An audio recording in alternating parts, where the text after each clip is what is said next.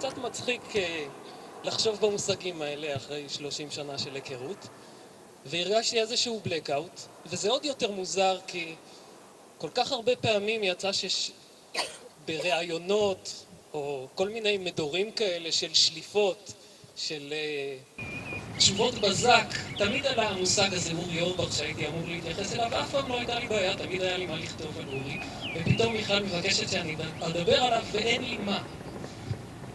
ונזכרתי שבאחד המדורים האלה של השאלות בזק הייתה שאלה אחרת לגמרי שהתקשיתי לענות עליה לפני שנים: מהי יהדות? והיום אם היו שואלים אותי דווקא הייתי עונה די בקלות מהי יהדות. בעיניי בטח לא הייתי מקיף את הכל, אבל אני חושב שהיהדות היא בתמציתה הגם וגם. היהדות נולדה בין שתי אימפריות, המצרית והמסופוטמית. המצרית מסתכלת על הדינמיקה העולמית כעל איזה משהו קווי שהולך אל הנצח. המסופוטמית מתייחסת על המחזוריות, אל המעגליות.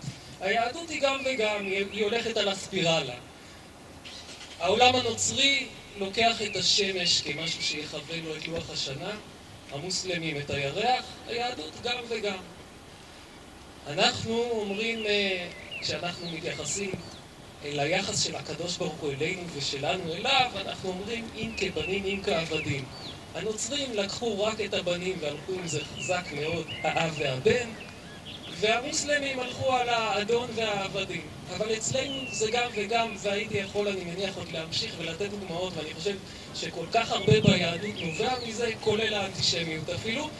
ובעצם היהדות, בגלל השניות הזאת, שלפעמים יוצרת סתירות פנימיות, גורמת לעצמה להיות קשה להגדרה. ואז כשחשבתי את זה לעצמי, אמרתי, בעצם גם אורי, הוא בדיוק זה, הוא הגם וגם הזה. אורי הוא שמרן, הוא הגדיר את עצמו כשמרן. הוא נשאר עם השפם הזה כל החיים, ועם אותה כיפת מפד"לניק מודל 83, גם כשכולנו כבר החלפנו כיפות סמוגות לכל מיני סוגים אחרים. אבל הוא נשאר עם אותו מראה בדיוק, אבל מצד שני הוא גם היה מהפכן, שזה בדיוק ההפך משמרן, וכבר פורטו פה המהפכות שלו. אורי היה גם זקן וגם ילד. הוא היה זקן בחוכמה שלו, ובצורה שבה הוא ביטא אותה, זאת אומרת, הוא היה יושב ומקשיב באיזו איטיות כזאת, ורק בסוף תוקע את החוכמה שלו.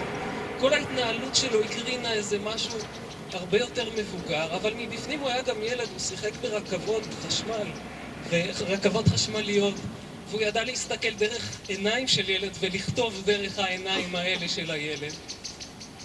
והוא היה גם עיתונאי, וגם שדרן, וגם סופר ילדים, וגם פוליטיקאי, וגם מנהל, כל הזמן גם וגם, ואני חושב שכל הגם וגם בתחומים האלה לפחות נבע אצלו מהגישה הזאת שהוא בכלל לא ניסה להגדיר את עצמו. הוא לא שאל את עצמו, רגע, מה, אני עיתונאי או פוליטיקאי? לא, הוא שאל מה התפקיד שלי לעשות כרגע ומה הכלי הנכון כרגע לעשות את זה, בלי להתחשב בשאלה איך זה מגדיר אותי בסופו של דבר.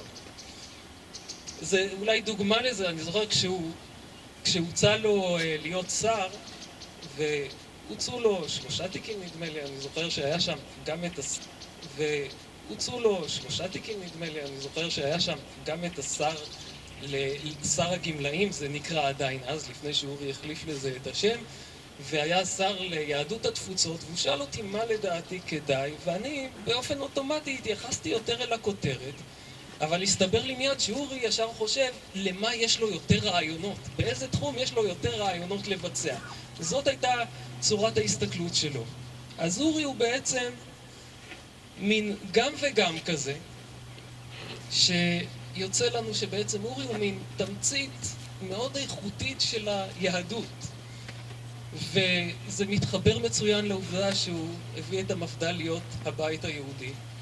וזה פתאום סגר לי הרבה יותר טוב את הפסוק הזה שנמצא פה על המצבה, דורש טוב לעמו ודובר שלום לכל זרעו, שבעצם נאמר על האדם הראשון שכונה היהודי, מרדכי היהודי. וגם נזכרתי בצוואה שלו לילדיו, תהיו יהודים טובים, תהיו אנשים טובים. אז נשתדל